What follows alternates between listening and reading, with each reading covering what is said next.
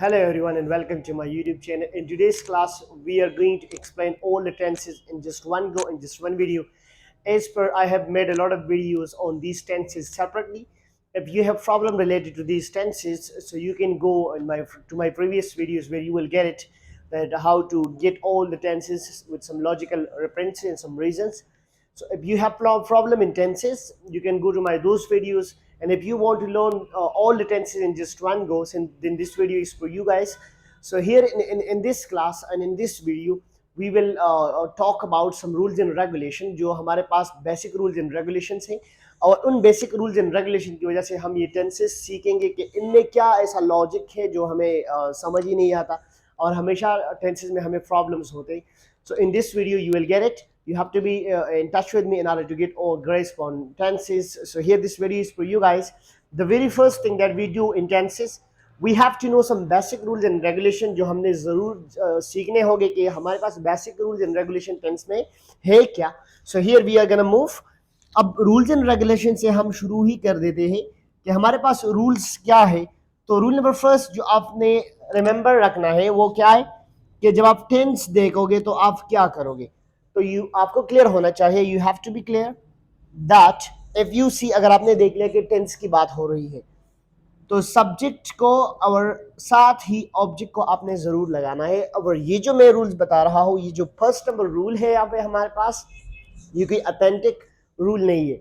तो आप देख सकते हो कि हमारे पास टेंसेस में tense tense tense tense tense tense tense tense tense so everywhere आप देख सकते हो कि टेंस ही की बात हो रही है. और मैंने कह दिया कि टेंस की बात जब हो रही हो तो आपने सब्जेक्ट और ऑब्जेक्ट को लगाना है. कोई ऑथेंटिक रूल नहीं है, वैसे ही आप जहन में रख लो. तो आप देख सकते हो कि सब में तो टेंस मौजूद है, तो मतलब क्लियर हो गया कि सब में लगेगा सब्जेक्ट और ऑब्जेक्ट. सेकंड जो हमारे पास रूल है वो यही है कि जब आप फ्यूचर देखोगे, फ्यूचर, तो फ्यूचर की वजह से आप वेल और शेल को ही लगाओगे. That is rule number second that you have to know and you have to memorise. अब रूल नंबर थर्ड हमारे पास टेंस में क्या होता है. रूल नंबर थर्ड यही होता है कि आपने नॉट को जब लगाना है तो थर्ड पोजीशन पर ही आपने नॉट को लगाना होगा. You have to put not in the third position. अगर आपने नॉट को थर्ड पोजीशन पर लगा दिया, your tense and your sentences, structures, everything will be then correct. But if you just want to put not at the pole position, then it can be wrong because you don't know. आप नहीं जानते कि आप not कहाँ कहाँ लगा देना है आपने. तो not की पोजीशन पर ऑलमोस्ट मैंने वीडियो बनाई है प्रेजेंट इंडेफिनिट टेंस में, लेकिन यहाँ पर आप ये क्लियर कर दो कि हमेशा टेंस में not को आप थर्ड ही पर लगाओगे. That should be clear. Similarly, if you are facing number 4 we have is time. अब जब टाइम की बात हो रही हो तो टाइम हमारे पास आप देख सकते हो मैंने ऊपर लिखा भी है कि प्रेजेंट है, पास्ट है और फ्यूचर है. प्रेजेंट की बात करते हैं हम, फ्यूचर की बात हम करते हैं और पास्ट की बात भी हम करते हैं. तो प्रेजेंट में आपने वर्ब को लगाना है जो है फर्स्ट वर्ब, फ्यूचर में आप ही फर्स्ट वर्ब लगाओगे और पास्ट में आप लगाओगे second verb. You have to be clear. ये चीज़ें आपको क्लियर होनी चाहिए टेंस को जानने से पहले. टेंसेस क्या है उसको हम बाद में पढ़ लेंगे. You have to know these tips and tricks.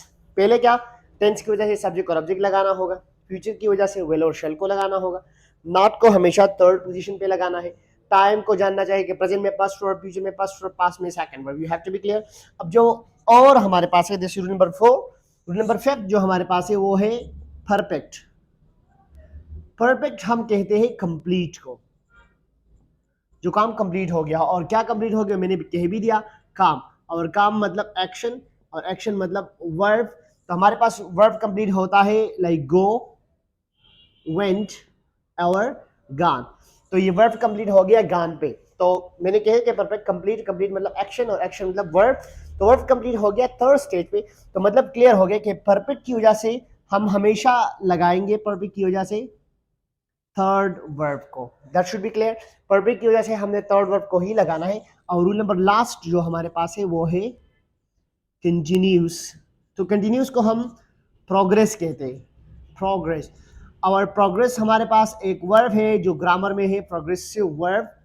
और वो कौन सा वर्ब है, जब भी आप फर्स्ट वर्ब के साथ आईएनजी लगा लो तो इसको हम प्रोग्रेसिव वर्ब कहते हैं। और प्रोग्रेसिव वर्ब मतलब कंटिन्यूस में इस्तेमाल होगा, तो क्योंकि कंटिन्यूस को हम प्रोग्रेस कह सकते हैं तो इसलिए प्रोग्रेसिव वर्ब भी कंटिन्यूस ही में इस्तेमाल होगा। तो कंटिन्यूस में आप लगाओगे past verb plus ING, perfect में आप लगाओगे थर्ड वर्ब, और सब्जेक्ट और ऑब्जेक्ट को आपने इस तरह उठा देना है। You have to be clear. अब इन रूल्स के बिना पर, इसी रूल जो मैंने ये रूल्स पढ़ा दिए, अब इसी बिना पर we will make some structures there which will be which is going to be really helpful, so you have to be in touch. So let's get started. What is this? Tense. So क्या उठाओ, clear भी है कि subject उठा दो और object उठा दो because of the first. What is this? You can see once again we have the same thing, so we have to pick subject and object. The same thing tense, so subject and object. The same thing tense, so put subject and object. The same thing again, put object and subject. The same thing again, so put subject and object. We have the same thing again, so you have to have subject and object.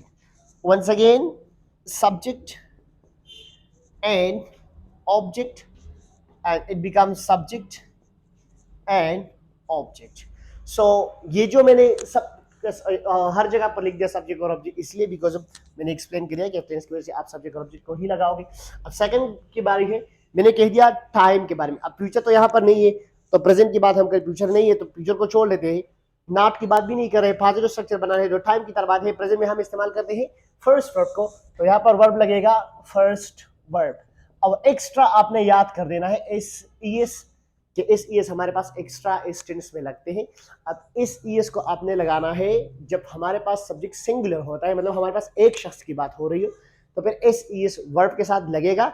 अगर एक शख्स की बात नहीं हो रही, आप several मतलब बहुत सारे लोग इनके बात कर रहे हो, so then you have to come towards the subject will be then plural, और इस ईएस आप पर नहीं लगाओगे। you have to be clear, like for example मैं बात करूँ कि he plays cricket, तो मैंने ही प्लेस इसलिए कह रहे क्योंकि मैं ही की बात कर रही, हमारे पास एक शख्स होता है। अगर मैंने कहा दे प्ले क्रिकेट, तो दे की बात हो रही, अब आप इस ईएस नहीं लगाओगे, तो इस ईएस ये हमारे पास एक्स्ट्रा वर्ड है जो आपने याद रखना होगा, और वो कब लगेगा, जब हमारे पास सब्जेक्ट सिंगुलर होता है तो तब इस ईएस लगेगा, अदरवाइज ये नहीं लगेगा। You have to be clear. Similarly now we are coming towards another thing. अब इस ईएस दो हमारे पास है, तो ईएस इसकी बात को छोड़ लेता हूँ, ईएस की बात करता हूँ। ईएस तब लगेगा जब हमारे पास एक वर्ब की बात कर रहा हूँ, मतलब ये वर्ब हमारे पास इन करता हो S E S double S S H O X G पर, फिर आपने उस वर्ब के साथ ईएस लगा देना है। लेकिन जब हमारे पास सब्जेक्ट सिंगुलर हो तब, अगर प्लूरल हो तो फिर मत लगाओ, that should be clear. Similarly, this is what we have the structure of present indefinite tense. When we come towards past indefinite tense, तो मैंने क्लियर कर दिया है कि टाइम की डिस्ट्रीब्यूशन की तरफ पास्ट में हम लगाते हैं सेकंड वर्ब को, तो यहाँ पर आप लगाओगे सेकंड वर्ब को ही, that will be the past indefinite tense. अब फ्यूचर की बात करते हैं, तो यहाँ पर आप देख लो रूल नंबर सेकंड को, फ्यूचर की वजह से हम विल शेल लगाएंगे, तो फ्यूचर हमारे पास है ही, तो विल और शेल को मैंने लगा दिया। अब वर्ब की बात है, तो फ्यूचर में हम लगाते हैं फर्स्ट वर्ब को, तो हमारे पास वर्ब होगा फर्स्ट वर्ब। तो ये हमारे पास हो गई indefinite tenses, मतलब past indefinite tense, present indefinite tense and future indefinite. These are the indefinite tense structures. You have to be clear. Similarly, now we are coming towards present indefinite tense, past indefinite tense, future indefinite tense are done. So now we are coming towards continuous tense. What is there in that continuous tense? So here you can see the most common terminology, which is continuous, and continuous. Because of the continuous, you can come towards the last rule, that is continuous की वजह से हम लगाते हैं past plus ing। तो यहाँ पर मैं लगाऊंगा फर्स्ट वर्ब ing को, यहाँ पर भी लगाऊंगा फर्स्ट वर्ब ing को, और यहाँ पर भी लगाऊंगा फर्स्ट वर्ब प्लस ing को। तो हमारे पास ये तो क्लियर है कि फर्स्ट वर्ब कंटीन्यूअस की वजह से सब्जेक्ट वर्ब को हमने टेंस की वजह से उठा दिया है। अब बात करेंगे फिर से टाइम की डिस्ट्रीब्यूशन की। प्रेजेंट में फर्स्ट वर्ब लगता है, अब लोग कहते हैं कि यार फर्स्ट वर्ब तो ऑलरेडी मौजूद है, तो ये फर्स्ट वर्ब कंटीन्यूअस की वजह से आया है, ये प्रेजेंट की वजह से नहीं आया है। तो प्रेजेंट की वजह से आप फर्स्ट वर्ब उठाओगे, जो हमारे पास होगा इज एम आर। ये थोड़ा एक्स्ट्रा है, और एक्स्ट्रा नहीं है, वैसे मैंने कह भी दिया है कि प्रेजेंट की वजह से आप फर्स्ट वर्ब लगाओगे, तो इज एम आर हमारे पास फर्स्ट वर्ब। लाइक मैं एक सेंटेंस बताते चलूंगे, I am a doctor, I am a doctor. अगर मैं एम को रिमूव कर दूं, मैं कहूं आई अ डॉक्टर, तो आई अ डॉक्टर तक का तो कोई मतलब ही नहीं है। तो मैं अगर कहूं आई एम अ डॉक्टर, तो मतलब हो गया कि मैं एक डॉक्टर हूं। तो एम की वजह से ये बन जाएगी प्रेजेंट, और जब प्रेजेंट कुछ बन जाती है तो प्रेजेंट को आप उसी चीज को आप कहोगे फर्स्ट वर्ब। सो सेम अगर मैं कह दूं कि I was doctor, I was doctor, अभी मैं कहता कि मैं डॉक्टर हूं नहीं, मैं डॉक्टर था, तो वाज की वजह से ये हमारे पास पास्ट बन जाती है और आपने इसको कह देना है सेकंड वर्ब। तो एम फर्स्ट वर्ब है, वाज सेकंड वर्ब है। तो यहाँ पर मैंने प्रेजेंट की मैं बात कर रहा हूँ तो इसलिए मैंने लगा दिया एज एम आर को। अब मैं पास्ट की बात कर रहा हूँ यहाँ पे, तो यहाँ पर लगाऊंगा वाज आवर वर्ब को। यहाँ पर फ्यूचर की बात हो रही है, फ्यूचर की वजह से मैं लगाऊंगा वेल एंड शैल को। अब मैंने कह भी दिया कि फ्यूचर के साथ भी हम फर्स्ट वर्ब लगा लेते। लोग ज्यादातर कहते हैं कि ये तो हमारे पास फर्स्ट वर्ब है ही, तो ये फर्स्ट वर्ब आईएनजी कंटेंट है, उसकी वजह से ये फर्स्ट वर्ब नहीं है। तो आपने फर्स्ट वर्ब को लगा देना है जो हमारे पास परमानेंट होगा, और वो है बी।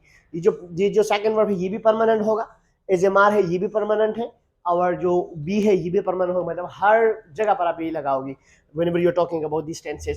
अब इसको कहाँ पर लगा देना, जब सब्जेक्ट सिंगुलर होता है, like he she it, singular name के साथ एज लगाओगे, आई के साथ एम लगाओगे, और वी यू दे के साथ आप आर लगाओगे।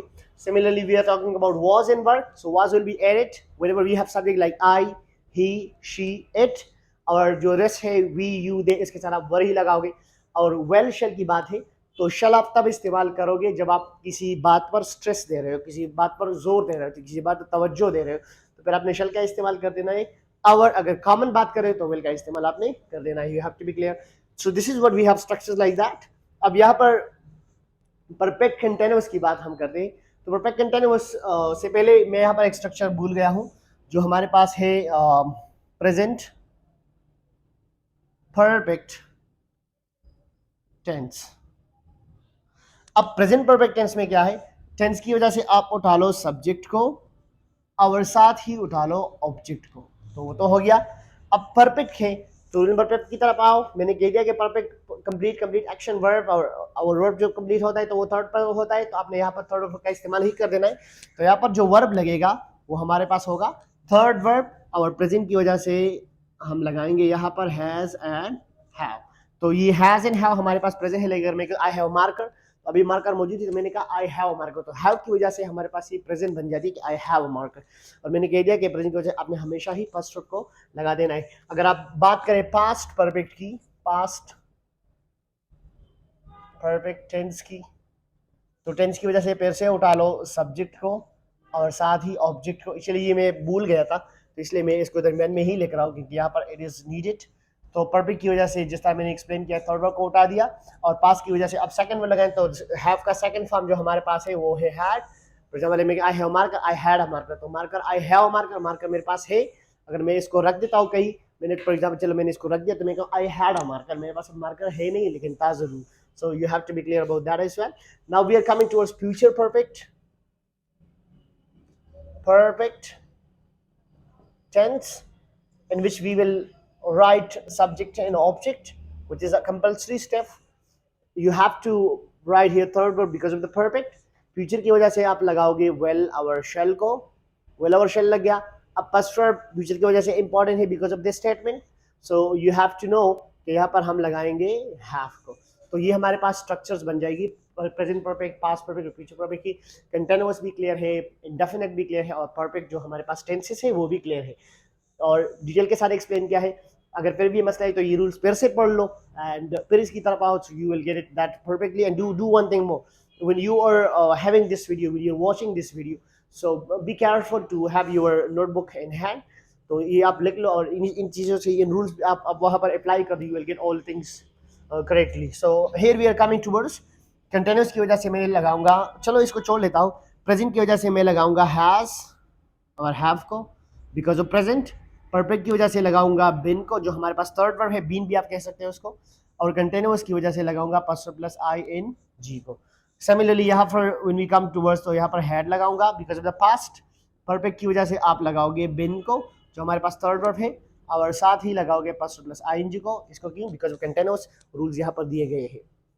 When we come towards, so here future की वजह से वेल और शैल, और इसके साथ पास्ट वर्ब ही लगता है, तो मैंने पास्ट वर्ब को भी उठा दिया।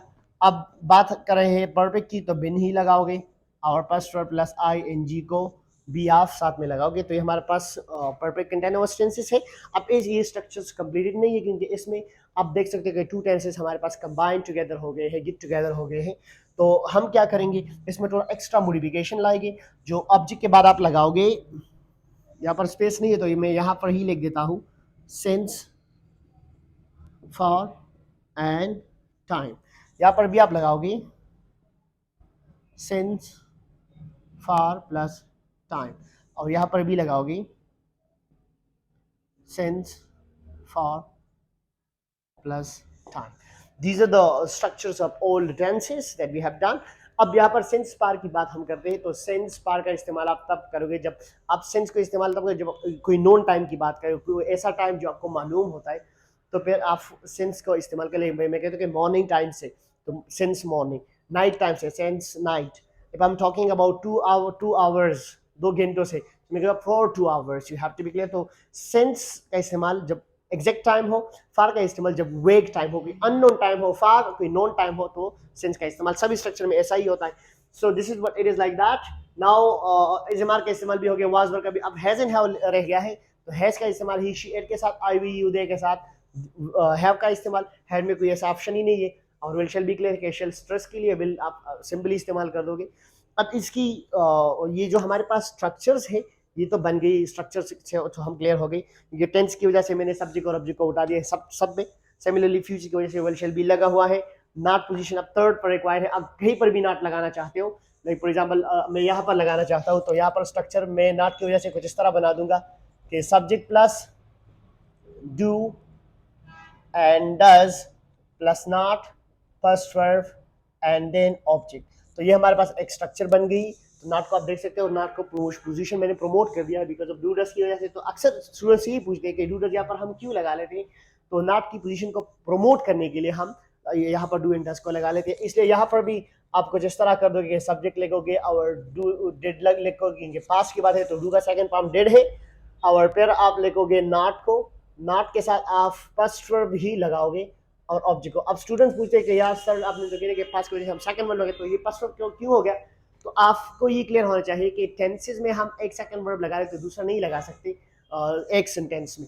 सो अब यहाँ पर एक इस्तेमाल हो गया है तो दूसरा आप इस्तेमाल नहीं कर सकते, तो इसको मैंने कर दिया सेकंड वर्ब प्लस। आप इसको डू नहीं लिख सकते क्योंकि टेंसेज में एक लॉजिक है, अगर हेल्पिंग वर्ब एक बार इस्तेमाल हो गई फिर आप इसको रिपीटिशन नहीं कर सकते। So that should also be clear to you. तो यहाँ पर ये नाट हो गया। अब जो रेस्ट में नाट आपने लगाना है तो सेकंड पर ही लगा लो, कोई एक्स्ट्रा मॉडिफिकेशन आप नहीं करनी यहाँ पर। इसलिए हम एक्स्ट्रा चीज को ऐड कर देते हैं क्योंकि आप नॉट को वर्ब के आफ्टर इस्तेमाल नहीं करते। जरूर आप नॉट वर्ब से पहले इस्तेमाल करोगे, तो यहाँ पर वर्ब से पहले इस्तेमाल I will not go and he is not playing, he was not playing, he will not be playing, and it become he has not played, he had not played, he will not have played, and he has not been playing since morning, he had not been playing since morning, and he will not have been playing since morning. These are the things that we should learn.